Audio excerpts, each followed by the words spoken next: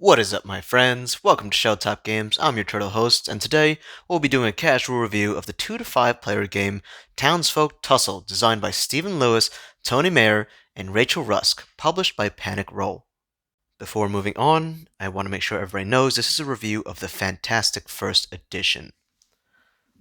Alright, so what is in the box? Well, starting out, you get your nice little map of Eureka Springs. No gameplay actually involved in this map, but it's kind of nice to have in the box. The rules and results booklet with a few of the quirky characters that you get to play as during the campaign. The miniatures and the standees. You get 12 of the ruffians and 7 of the townsfolk that you get to play as. If miniatures are not your fancy, you also get these colorful little standees. So we have the minis and we have the standees over here. Obviously, right out of the box, these are going to be a lot duller looking because they're gray. But for painters, shouldn't really be a big problem. Moving on, we got the map, which is grid-based. There's labels with letters on the top, numbers on the side. Makes it a little bit easier to place your terrain and your characters. Whoops. Okay. You got this double-sided board, which is either used for fighting the ruffian or for the town phase when you're buying your wares. You get double-layered townsfolk boards for the 7 characters. A nice little convenient holder for the money, 1s, 5s, and 10s. A random assortment of terrain tiles where I kind of didn't know where else to put them. You get your 12 ruffian boards, also double-sided. More terrain tiles. Smaller terrain tiles, even smaller terrain tiles over here. 5 dice. Little discs for keeping track of your health, your moxie, your movement, things like that. And over here we have actually a kind of a neat box to kind of hold all your cards. And tokens. 2 token bags. Something you should know about me, I love card dividers. Look at those. Over here you get your terrain deck, your town events. You get your unique gear cards, your ruffian gear, starting gear, peddler gear, feats of metal, and all 12 ruffian decks. There is also going to be a secret something hidden underneath the game tray box, which I'm not going to show you because the game says no peeking. So what is this game? Well, Townsfolk Tussle is a cooperative boss battler, where the sheriff has just died and these bosses, or as the game calls them, these ruffians, are trying to invade your village of Eureka Springs, and you and the other townsfolk are trying to defend your town from these ruffians, which usually results in either them dying or you dying some pretty horribly gruesome deaths. Not exactly sure how the sheriff died, but pretty sure he's dead. So over the course of the campaign, you'll be fighting 4 ruffians in total. Using these nifty little tokens, you're going to randomly assign a ruffian to each part of the campaign. First fight, second, third, and fourth fight. Depending on when you encounter these ruffians, they're going to have modified abilities, which makes it so that no 2 campaigns are going to be the same. If you encounter one boss here, it might be a little bit different than if you encountered them at the final fight. Over here, you have your beaten order and your buy-in order, depending on what phase of the game you're in. This is going to determine the turn order when you're fighting the ruffian, and it's also going to determine who gets to go first when you're buying things from the store. Now, like I said, the game's going to be divided into 2 phases. There's the town phase and there's the fight phase. So the game starts with the town phase. Each player draws 3 feats of metals. These are going to be secret objectives that are going to get them metal points, coins, or special things like plus accuracy, plus movement during the actual fight itself. In buying order, then the players will draw a town event, which is going to either help them or hurt them, and usually there's some pretty interesting pictures and text to kind of read to the entire group. So again, with the town events deck being so large, every single campaign is going to be slightly different, but for the most part, you are going to have a bunch of laughs seeing what's going to happen to your characters as they're going through these 4 ruffian fights. After all the players are content with their 3 feats of metal, after all the players have read all their town events, the peddler will have 10 different things for the players to buy. So in case the players are unhappy with their current shop, they can all agree to spend 2 gold coins collectively in order to change the shop and basically mulligan for another 10 cards. And what happens here is, going by buy-in order, the players will look through the wares and decide whether or not they want to spend their money or save their money in preparation for the next ruffian fight. You never will know when you need something like a hot dog skewer to fight off a ruffian. When every townsfolk has had a chance to buy from the store, and when every townsfolk is kind of content with what they wanted to buy or sell, the game gets ready for the fight phase, in which we are going to turn this over and set up our board for the ruffian. Alright, so when setting up for the fight phase, you're going to flip over the first token. You're going to find the ruffian that you're fighting, so in this case it's handsy. You're going to place it at the very top because the ruffian always goes first. And on the actual card for the ruffian, you're going to get some interesting flavor text. It's going to tell you how much movement, how much health it's going to have, any special abilities that are going to happen depending on when you fight it. Since we're fighting at the chump level, there's nothing special about this, and you kind of just flip it over to know how to set up the map for this ruffian. So there are 2 types of terrain that you can encounter. One is a feature, which your character is allowed to walk on top of. For instance, this haystack will allow you to hide from your enemies. The other type of terrain is an obstacle. You can't pass these. You have to be adjacent to interact with them, but they can also do things like, for instance, blow up your enemies or your friends. So after the map is set up for the fight, turn order is going to be determined by the beaten order over here, starting with the ruffian. On the ruffian's turn, they draw a card. These cards will tell you the target that the ruffian will be looking at, what they're going to do, any after effects that possibly might apply, and whether or not these cards get shuffled back into the deck. After everything on the card is resolved, play continues to the next player. So the ruffian cards are actually pretty simple and straightforward to go through. You start at the top with who the ruffian's going to be targeting. You move down. The ruffian usually moves and does some kind of damage, and then if applicable, there's also an after effect. You just kind of follow the arrows. On the bottom of the board, you'll also be able to track the amount of movement the ruffian has and the health that's left over in the fight.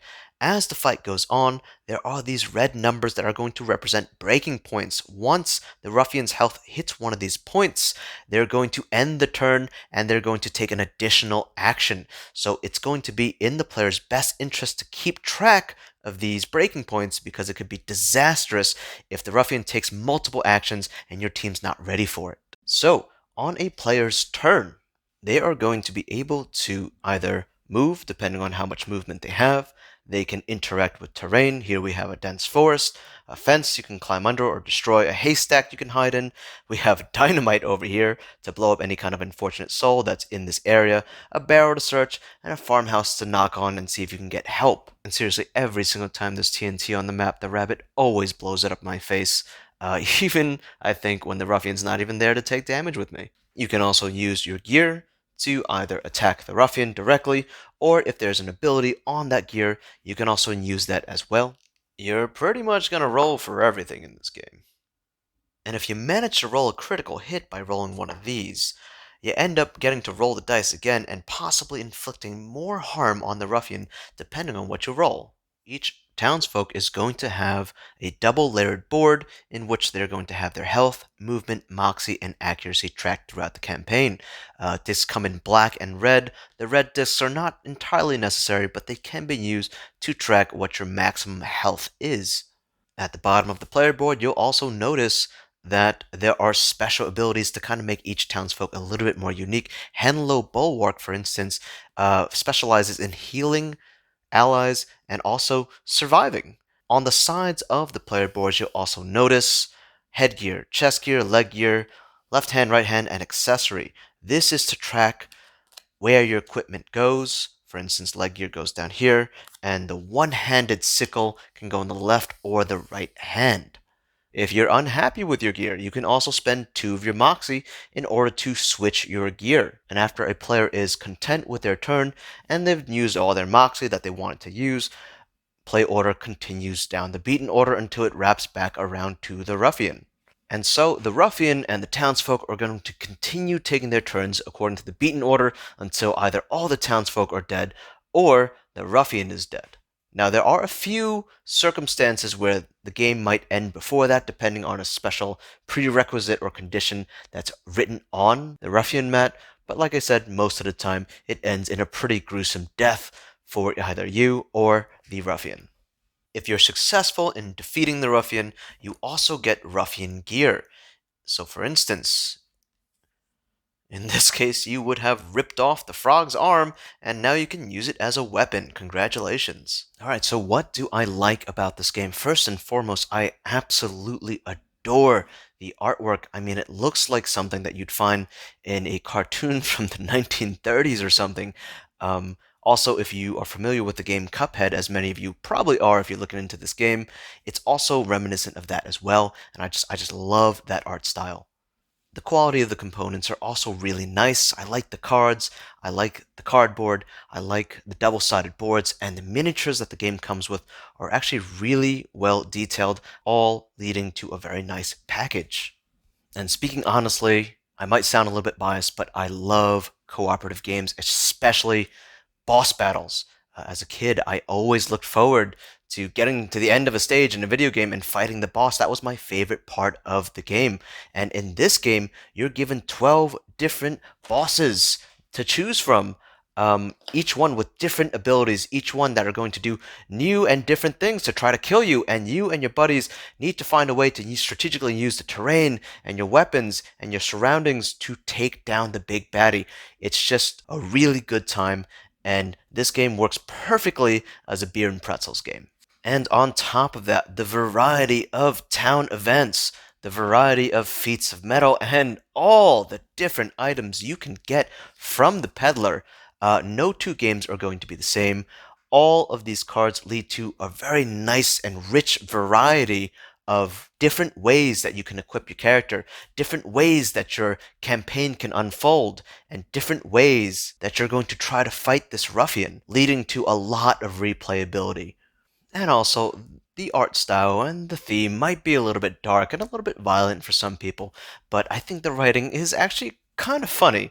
So for instance, this one says Coward's Maneuver. Fighting has really brought out your cowardly side. Who cares about the others? You just want to live. And even the flavor text on the character mats and the ruffian mats are kind of fun to read and just kind of interesting to see what kind of backstory they have in relation to Eureka Springs and why they're attacking and why your townsfolk have an interest in fighting them off. I mean, I really do love some of the humor that you find on these cards.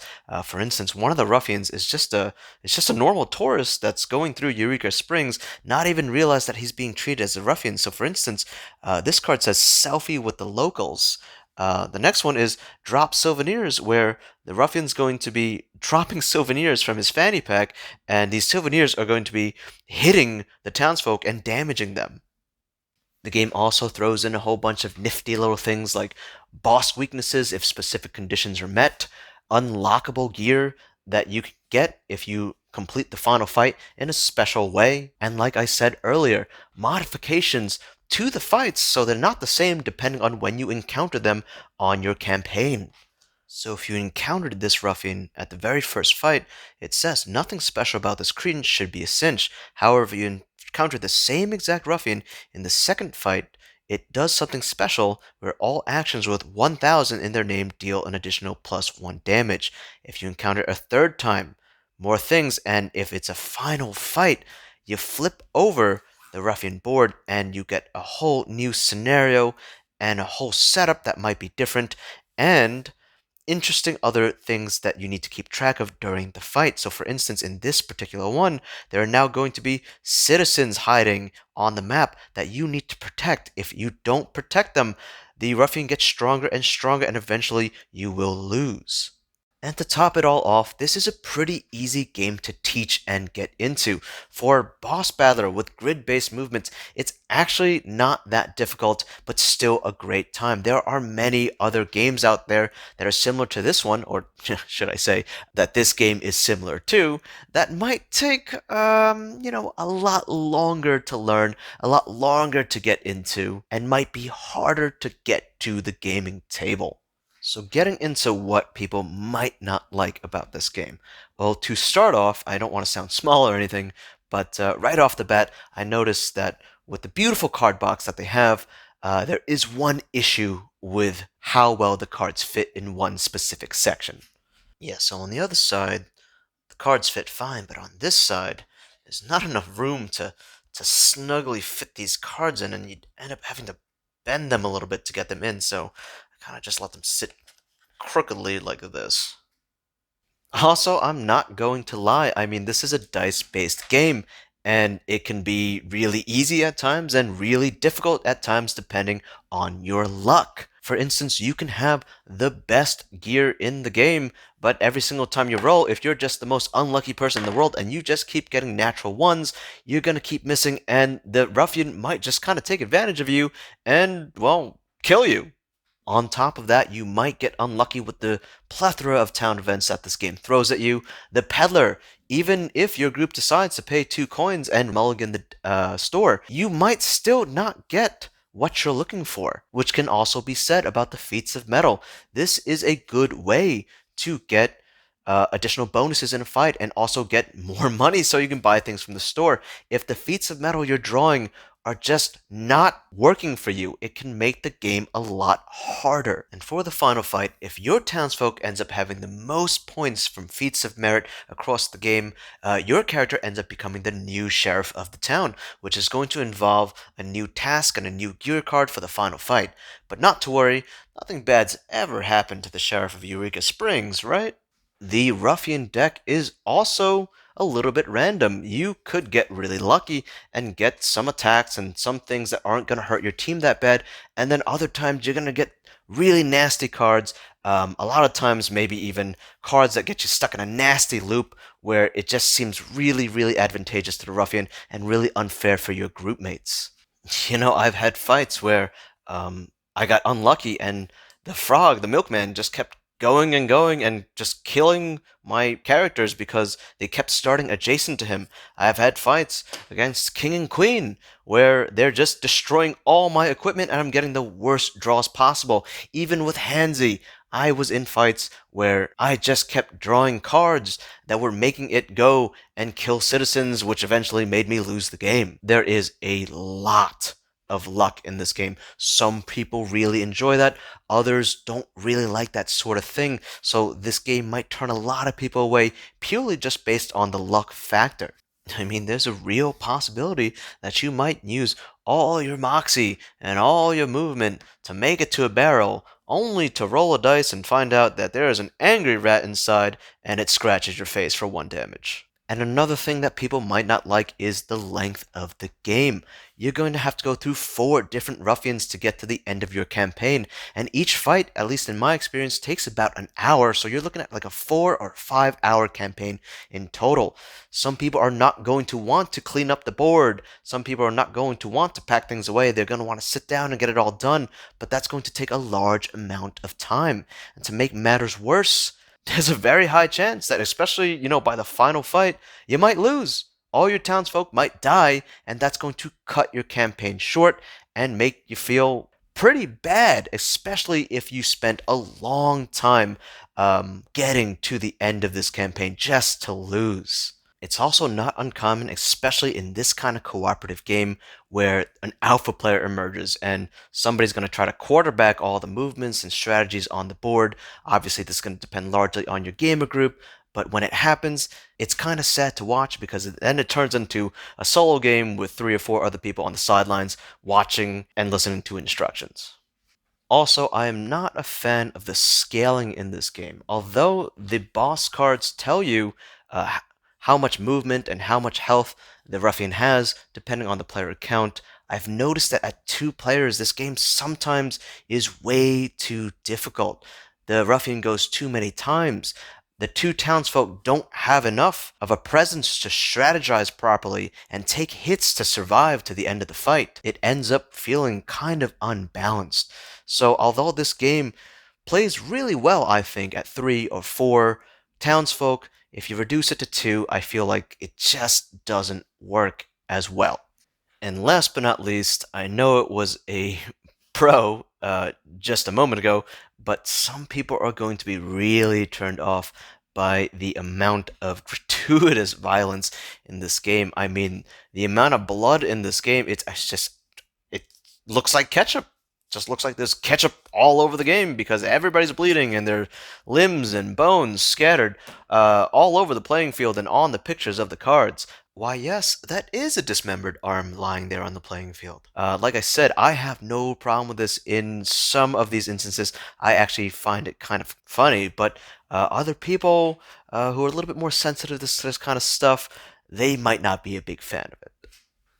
So here we got some buzzsaws mangling somebody. Over here we got half a dude cut in half, holding up a buy one get one free coupon, and over here we just I don't know what that is. So all in all, I really like this game. I might be a little bit biased because, like I said, I like cooperative games. I love boss battles, but I also think that the theme of this and the art and the design, it's just really well done. You know, I love the fact that there's a different terrain setup for each ruffian, and I love the fact that each terrain has some kind of special interaction that you can do with it. And I also even kind of like the luck factor because, you know, sometimes you're going to miss, sometimes you're going to miss, sometimes you'll get unlucky with the ruffian deck, but when you get a critical hit or when you get a really nice build with gear and equipment that you've been looking for, it all feels a lot more worth it.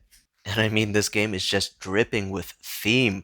The backgrounds for the ruffians and the backgrounds for the townsfolk all lead to this really interesting, quirky little story about Eureka Springs. And sure, I mean, some of these events and some of these ruffian cards can be a bit violent, but you know, some people are going to like that sort of thing, especially when it's done in a really interesting, cartoony style. Now, I am a little bit upset and peeved about the fact that the game doesn't scale very well with just 2 townsfolk, because I'm not the biggest fan of playing with multiple characters. I think it's a lot to juggle. I don't really like to be looking, okay, which feats of merit have I done with this character? Which ones have I done with this character? Which items does this townsfolk have? Which townsfolk has these items? It becomes a little bit overwhelming, at least for me, but I don't think it's a deal breaker for this kind of game. You know, at the end of the day, it's just a fun beer and pretzels game that you can play with your friends, although it's kind of a pain in the butt to spend 4 or 5 hours getting through 4 different ruffians or constantly setting up and breaking down this game because it takes too long. I still highly recommend this game for anybody who's into cooperative games, especially for those of you who are into big fights where everybody's trying to take down one big baddie. And obviously, I don't want to finish this review without at least touching up on the fact that this is very similar to another game called Kingdom Death Monster. If you're into a kind of game like that, I feel like this is going to be great for you. If you're a purist with that game, maybe not so much because this is a little bit more straightforward and the art style is way, way different from that game. But if you're looking for a similar boss battler, if you don't have the money to get into KDM, I feel like this is a wonderful alternative and a wonderful game to get people into boss battler type games with grid movement that doesn't require them to attach themselves to a 30 lantern year campaign where they're trying to survive by hunting a white lion 50 different times. And honestly, even the dice look exactly like the KDM dice. I mean, the only thing that's missing is a lantern instead of an exclamation point. So does it give the same exact vibe and quality as KDM? No. But is it a good boss battler? Absolutely. Hello, Bunny's here. I like it, I like it, I like it. Would I recommend this to you if you are looking for a board game for family game night because Monopoly is too challenging for your bunnies? No. But would I recommend this if you are a die-hard Kingdom Death fan and need your bunny to play with you and you're currently looking for a game that could easily trick her into it because all the cute pictures? and funny dialogues. Yes! So I give this game a high recommendation if you're into co-op games with big boss fights.